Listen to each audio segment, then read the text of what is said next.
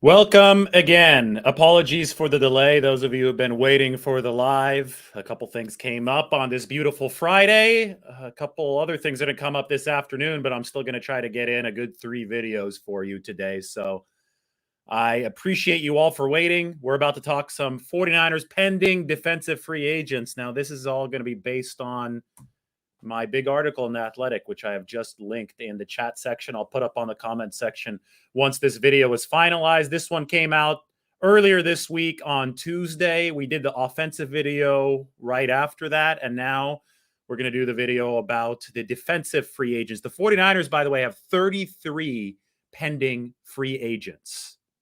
That is all free agents considered, not just defense, but a good chunk of those come on the defensive side of the ball, including the guy up on your screen, DJ Jones. So we're going to go through all of them in this video. We're going to set the table for the offseason. Remember, the 40 are currently $5 million over the T22 cap, and they still have a lot of spots to fill. Only 33 spots filled on this roster under contract. And they're going to have to fill out 53 for the regular season and 90 for the offseason, although only the top 51 most valuable contracts count against the cap in the offseason. So by the time the new league year starts, in about a month on March 16th, the 49ers will need to be under the cap. So there's going to have to be contract maneuvering before then, maybe a Jimmy Garoppolo trade, maybe, restructures elsewhere. But the 49ers do have to play a game of financial Tetris to get under the cap and then to begin considering some re-signings here of these pending free agents. Because when you look at the 2022 cap numbers, and the 49ers are currently above the limit, right, of $208.2 million. Well, a player like DJ Jones isn't even on the books yet. And that's potentially, right, because DJ Jones might sign elsewhere. So that shows you the tight squeeze that the 49ers are in. They're going to have to be intelligent, and they're going to have to be practical about where they put their money, how they clear some money via restructures so they can make this whole big picture work and remain a contending team with a roster that is good at the margins come 2022. All right, so let's go through this. First, we'll dedicate some time to the guy in the picture, DJ Jones, and a defensive tackle decision for the 49ers.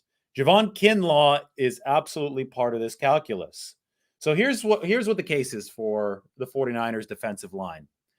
Javon Kinlaw was supposed to be their 3 technique of the future, and he still might be. But as of right now, that situation is obviously a whole lot more tenuous than it seemed when they first drafted him. But the initial plan was to trade DeForest Buckner. 49ers got a first-round pick in return for that. With DeForest Buckner, the 49ers ultimately drafted Javon Kinlaw, and they thought that Kinlaw and his massive frame, bigger than Buckner's, would be more effective at stopping the run from the inside and would therefore allow the 49ers to maintain a good pass rush on a much cheaper budget than it would have been to retain Buckner. Mike Tyson, though, said that everybody has a plan until they get punched in the face. Well, the 49ers did get punched in the face here because Javon Kinlaw hasn't been able to stay consistently healthy. So we haven't been able to see what that massive frame can do on a down in, down out, game in, game out basis for the 49ers as far as stopping the run, which is a prerequisite to unleash the pass rush, because you get opponents into unfavorable down and distance situations where your own defensive line can then pin its ears back and get after the quarterback. So because Kinlaw wasn't available this year because he had to have ACL surgery early on, the 49ers had to scramble. They were really weak against the run throughout the first 5, 6, 7 games on the inside. So they decided to move Eric Armstead in to pair with DJ Jones. After that happened, after Armstead took over the 3 technique and the 2 wide positions on a rotational basis, right, he would shift between those two, and DJ Jones was at that nose tackle spot, that tandem enabled the 49ers to have the number 1 run defense in football from week 7 onward. That number 1 run defense in football allowed the 49ers to pass rush from advantageous situations because opponents would only be able to gain a yard or 2 yards on first down on the ground. And they were in 2nd and 8 and 3rd and 6 a whole lot more often than they were in 2nd and 6 and 3rd and 4. That's a huge difference, and that difference is precipitated by good run defense. So the importance of having 2 dominant defensive tackles in this wide nine scheme was on full display this year through the turnaround of the 49ers defense. Armstead and Jones in the middle. So moving forward, you have Armstead under contract, but DJ Jones obviously is not under contract. I think the example that I just painted of this 2021 season shows how important it is to make sure that DJ Jones is re-signed. Because if he's not, well, then you're counting on Javon Kinlaw to really be available. And that's something that hasn't happened yet at the NFL level. He had chronic knee issues going back to college. I think you have to treat Kinlaw and any potential production that you do get from him as a bonus moving into this next season. You cannot rely on it if you're the 49ers. And for that reason, I think you have to pay DJ Jones. Now, over the cap value is DJ Jones at $5.4 million per year. But boy, he was the number one run stopper in football, according to the ESPN metric this year, with Armstead being number 3 among defensive tackles. And, I think DJ might command more than that. I think there may be a team willing to pay him more than $5.8 million per year. And the 49ers might have to be one of those teams that's willing to find enough space, backload the deal enough to get DJ Jones on the roster. Because, listen, you can never have too many good defensive linemen. So even if Javon Kinlaw comes out perfectly healthy and dominates this next season, then the 49ers can have Kinlaw and they can have DJ Jones on the inside, and they can have Eric Armstead come in on pass downs to defensive tackle. But Armstead is also excellent at the 5 technique, which is a defensive end spot on the outside. So you would still have a healthy rotation of 49ers. And it's not like, it would be a problem to have Kinlaw plus Jones plus Eric Armstead, because Armstead's versatility is his calling card. He could play the 5 technique and he could kick inside and play 3 technique or 2-eye. So I think you have to treat it as a worst case scenario for the 49ers, and you treat it as if Javon Kinlaw will never be consistently healthy. And maybe he will be, but this is just how you have to do business to insulate yourself.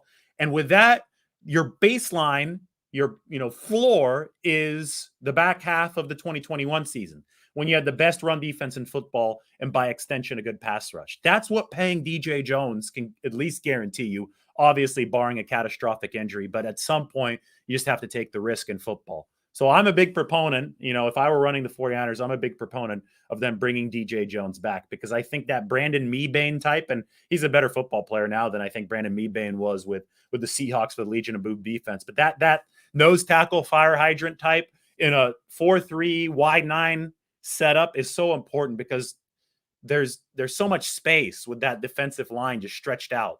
And you have to have a block gobbler in the middle who can also pass rush, who has the athleticism to pass rush when the time comes to pass rush. And, we saw the swim move from DJ Jones against Dallas. And maybe I'll do a video later when the 49ers might be closing in on re-signing him, just featuring that swim move. I like swimming, right? I go swimming in the bay every single day. That swim move would rival anything I could do in the water. And it came from a 305-pounder in DJ Jones. It was awesome. And the explosion is there. So he's a special talent. And I'm probably talking up his contract value right now in case his agent's watching this. But a guy that can clog the middle in the run game at an elite level, and he was number 1 in ESPN's run stop win rate this year, and beat a guard with that type of swim move and that type of explosion to get to a quarterback and Dak Prescott, a guy that can do both of those things, that's a star player. And I think the DJ Jones is really important to this 49ers defense. All right, I'm going to share this right now to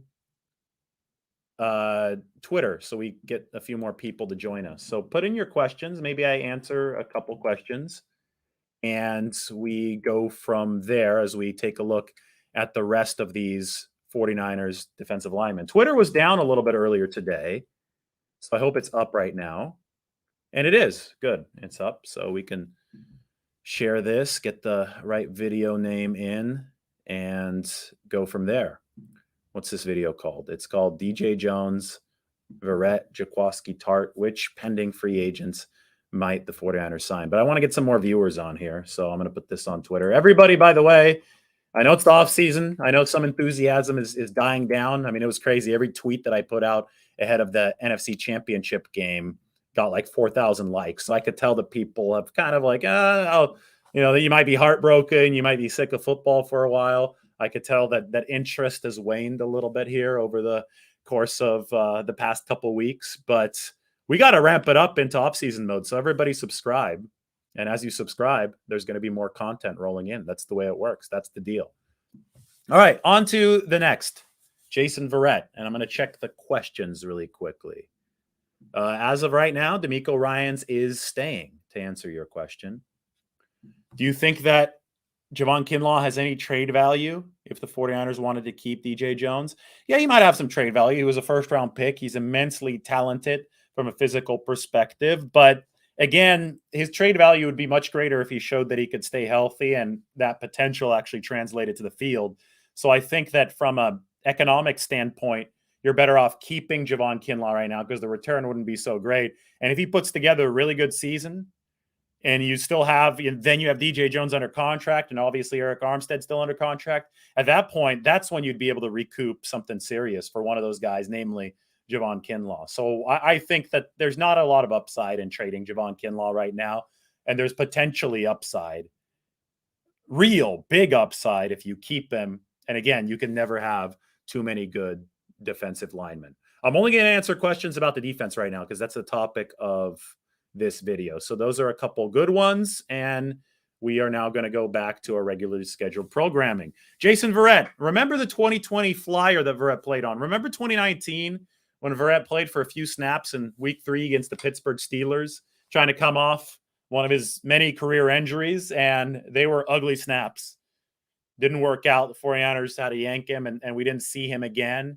And he kind of became the forgotten man. And then he signed on for a league minimum contract in 2020 and just completely balled out and earned the $5.5 million deal for 2021. Well, don't forget that because I know Verrett got hurt again in week 1, torn ACL this season. But if the 49ers can bring this guy back for another league minimum deal or something close to it, there's absolutely no reason not to do that. Because they entered this 2021 season adamant that they needed a top-level cornerback to reach their goals.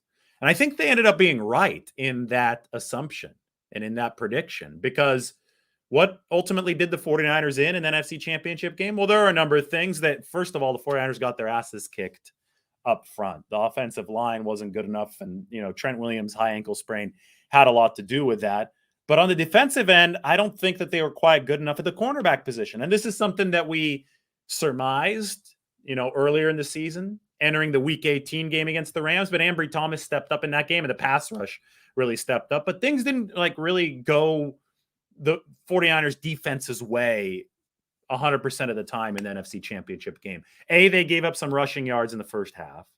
So that kind of diffused the pass rush. And just a bit, right? They hit Stafford 9 times, but that wasn't 13 times like the NFC, like the Week 18 game. So that put a lot more pressure on the cornerbacks. And I thought that Stafford and Odell Beckham and Cooper Kupp picked on Ambry Thomas, picked on Emmanuel Mosley, and picked on Kaijuan Williams. I mean, they ate in that game. The Rams wideouts and Matthew Stafford ate in that game. So the whole idea the 49ers needed a top-tier corner to really make things work. And they had one in 2019 and Richard Sherman for most of the season, you remember. That kind of glued the Russian coverage together. That whole idea, I thought, proved to be true at the end of the season. Now, you move forward and you hope that Ambry Thomas has a big offseason, makes big developmental strides. You like Emmanuel Mosley. He's still under contract for one more season. But, another free agent is Kaijuan Williams, and he's coming off his worst year in coverage, his worst PFF grade in coverage. And he had the tip that turned into an interception against Cooper Kupp to Jimmy Ward. But Kaijuan Williams got beaten plenty of times in the NFC Championship game. And you don't know what you're going to do at nickelback. And obviously, you could probably still use a little bit more firepower at cornerback. So if you want to do like a low risk kind of move, if it's possible, I think you totally bring back Jason Verrett on a flyer-like deal like he had in 2020. And I don't see why it wouldn't be possible. I mean, the guy's been hurt so many times, another season-ending injury in 2021. Why wouldn't he be available at something like that 2020 deal? Maybe the good 2020 season has raised his value more, but hey, this is an ACL tear above the age of 30 for Jason Verrett. So we'll see if the 49ers can bring him back, because I think that's important. I think they need insulation there.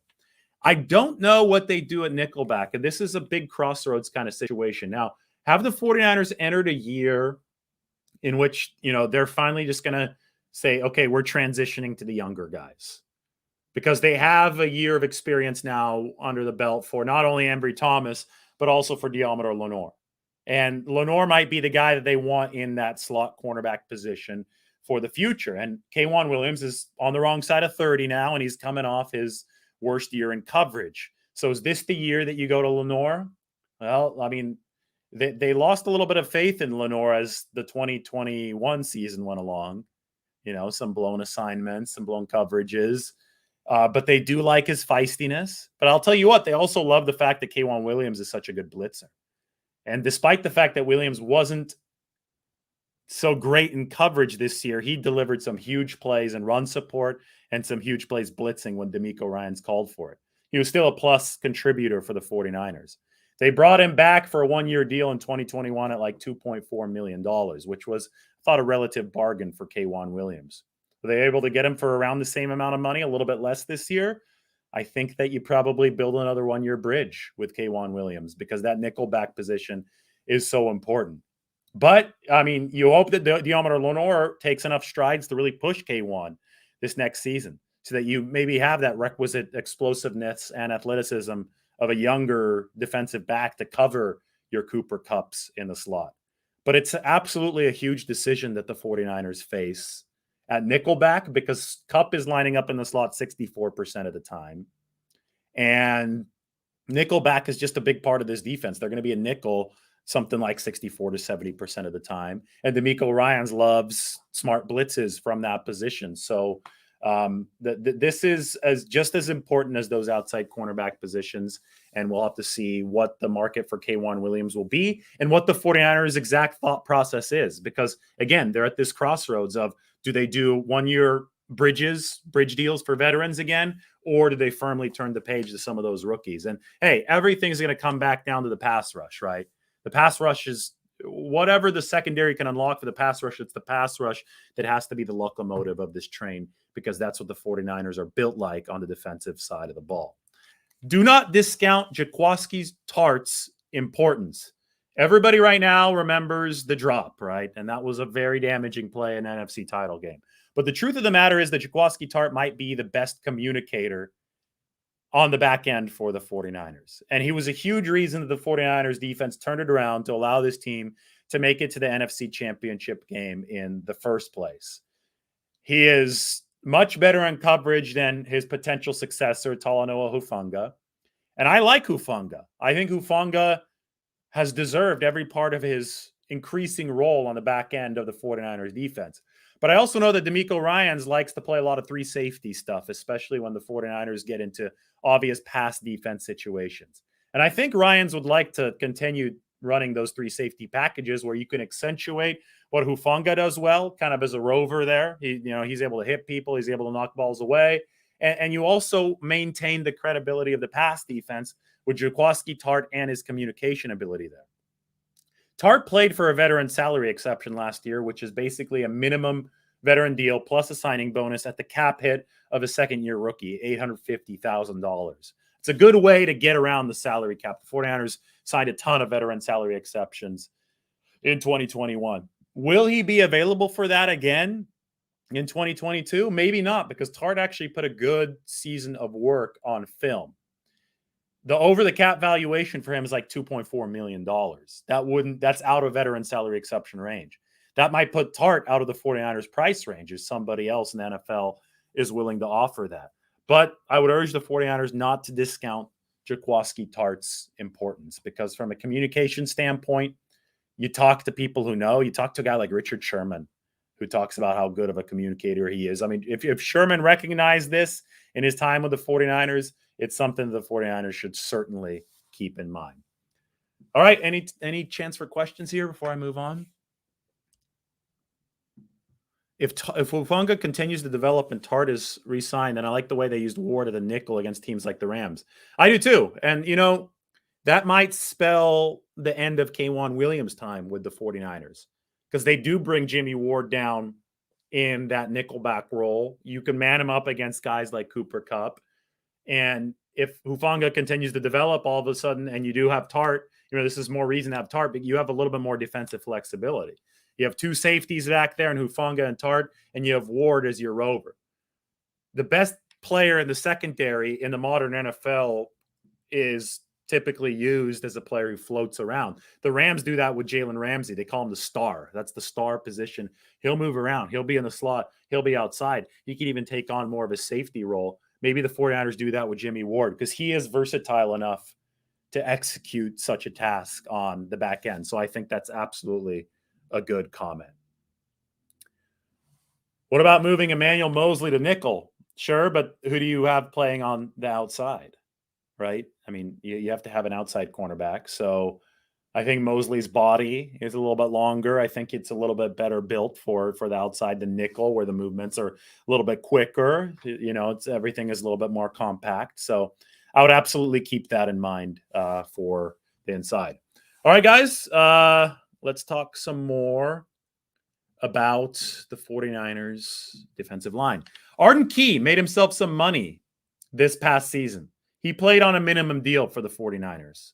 He had only racked up 3 sacks in 3 seasons prior with the Raiders. He had 6.5 sacks for the 49ers. All of them came in one season, and all of them came after they started really experimenting with some NASCAR package stuff and, in passing situations, put Key at defensive tackle.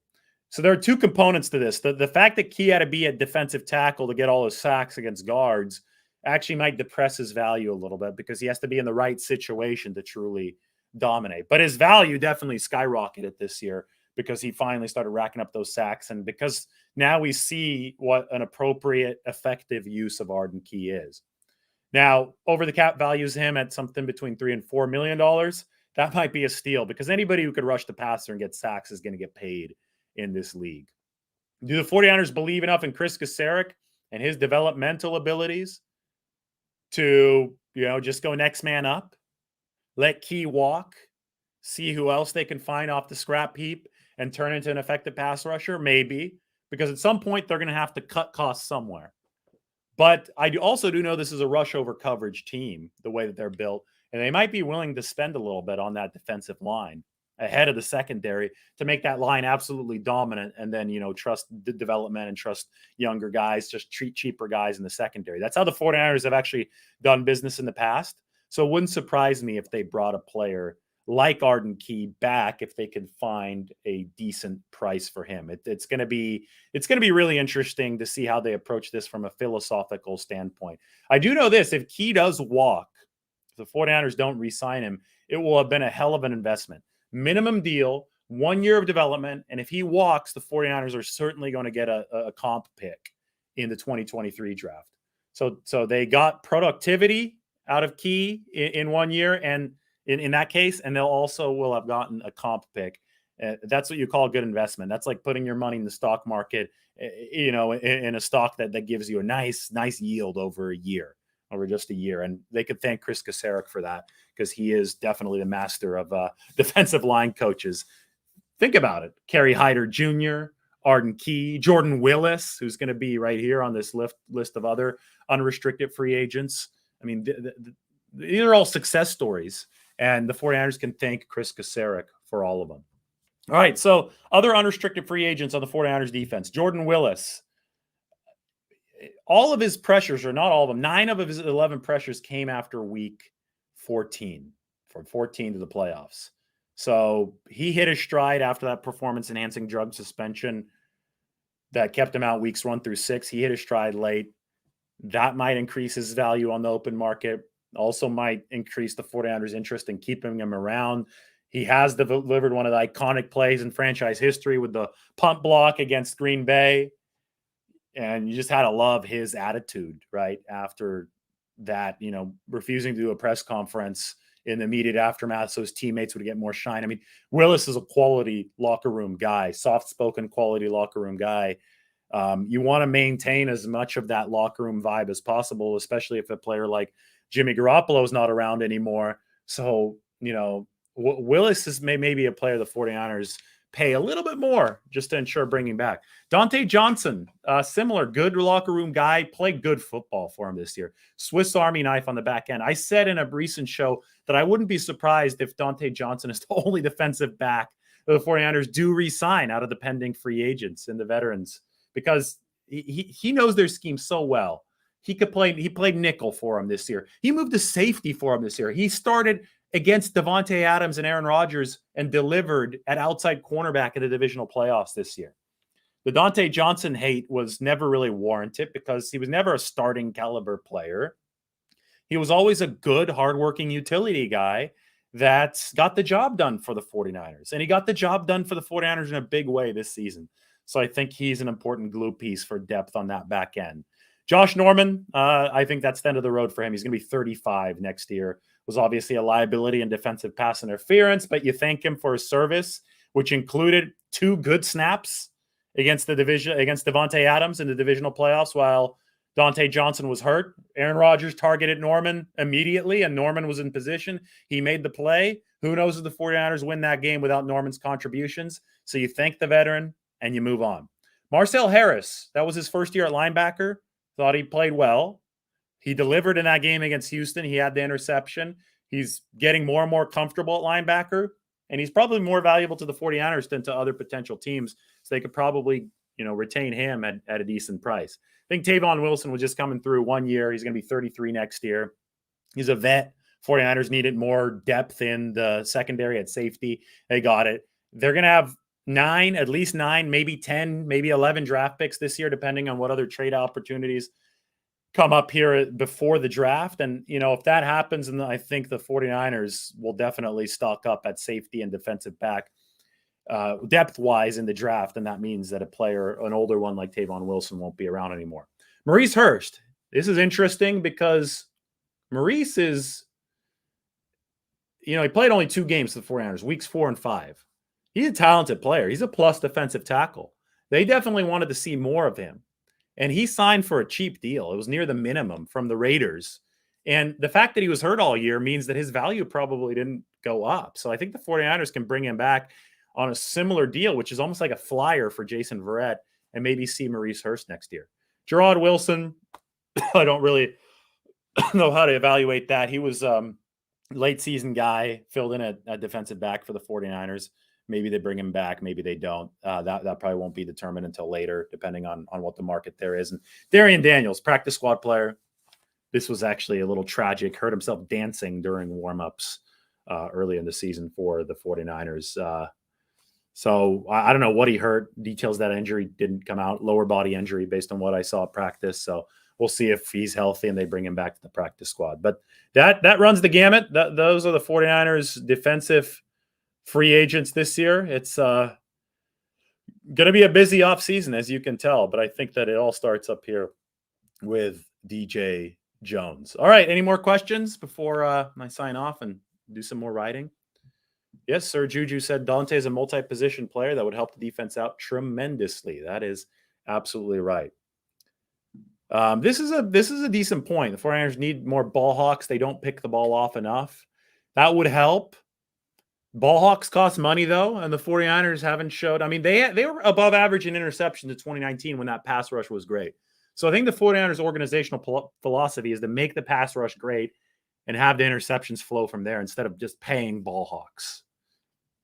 They got a little ball hawkery from Richard Sherman, obviously. That was smart. He was able to prey on some errant passes, but generally that's the way that the 49ers have built their defense. Oh, also 2 restricted free agents are Azeez Al-Shire and Kentavious Street. These are 2 players that the 49ers should be able to keep, let me put it that way, should be able to keep at decent prices by offering a second-round tender or a right of first refusal tender. I think Azeez might actually take a second-round tender for this team because he was explosive. He was good this year. Street, probably right of first refusal tender. Both players, though, will have some value to the 49ers, and I would expect that they try to keep both of those guys, at least Azeez, because you want to keep that linebacker level as strong as possible. Should Kinlaw start in the middle with Armstead? Well, if they don't bring DJ Jones back, that's what's going to have to happen for the 49ers. But that's why I think you really want to bring DJ Jones back so you don't have to deal with that as being a necessity. Do I see a Dray Greenlaw trade? I don't know. I mean, you get a little bit back from him, but no, I think they want to keep that linebacker position as stocked as possible. But I mean, stuff has surprised me before, and that wouldn't be the biggest trade of all time, especially if they, tender Azeez Al-Shire and they think Al-Shire and Warner are enough, and they like Marcel Harris enough to grab that third linebacker role. So I guess it's possible, but we'll see what the 49ers do this offseason. All right, everybody, thank you for your questions. Oh, In-N-Out Burger, that's good. I'm actually going to do a Lunch with Lombardi episode today. It's going to be a late lunch, though, because I'm working and I'm writing right now. It's going to be a surprise location. Those of you who have just started following, make sure you subscribe right now. But I'm starting to do, these cool shows with my phone. I got the new iPhone. I'm doing them from different locations. So we've already done Aquatic Park in San Francisco. We've done Washington Square in San Francisco. Today's going to be a surprise location. Late Lunch with Lombardi. Set your notifications. You're going to see the best sandwich in the Bay Area. It's going to make you drool when I use this new iPhone and its new cinematic mode camera to zoom in on this sandwich. It's a surf and turf sandwich, right? So it's going to have some tri-tip and it's going to have some shrimp in it. Surprise location coming up. And we're going to talk about some 49ers football while we eat. Well, I'm not going to eat. I'm not going to make you too jealous while I'm eating it. I'm going to show you the sandwich. I'm going to talk about the 49ers for 5 minutes. And I'm going to say I have to go because I'm going to be afraid it's going to get cold. So that's this afternoon. That's this off season. Everybody subscribe. I appreciate all of your support. And we'll talk to you all soon. All right. Take care. Lunch with Lombardi this afternoon.